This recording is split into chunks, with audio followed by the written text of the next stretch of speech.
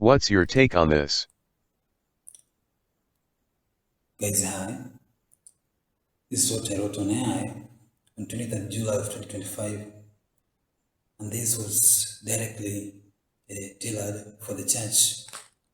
And me being part of the church, I had to speak something concerning it because I'm also one of the users of AI, and I do really enjoy how it is making some of my works easier. And this was not an attack directly to some or to all church members who are beneficiaries of this new feature in our smartphones. So this is what I wrote, and I'm going to read. This is how it began. Anyway, why is AI being integrated in most of our social media platforms? Is it part of the control agenda that is expected to rule the world in the near future? At some point, I think a future generation will be more dependent on it to the extent that if it will not be well regulated, we might end up worshipping it as the all-knowing God. It is something that has just caught my attention, and I've realized just how addictive it can be to mankind.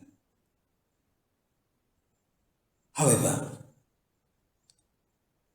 I don't mean to demonize it, but I want to warn Christians, believers, that they should prefer being led by the Holy Spirit every time, whenever they want to hear from God and show forth their works and honest commitments. It is really troubling because I believe that those who may want their sermons and theological works to be directly written by AI and therefore sidelining the voice of God in fulfilling His will. I will beseech you to see what I'm saying, especially the ecclesiastical vessels.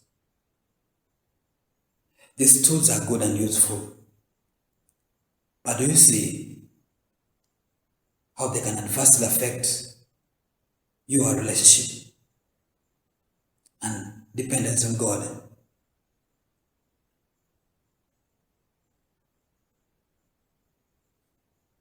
I speak this to the church, and let us be wise so that such tempting eddies don't infiltrate our worship and occupy the larger percentage of what was original to God and God's. That's how I ended that paragraph.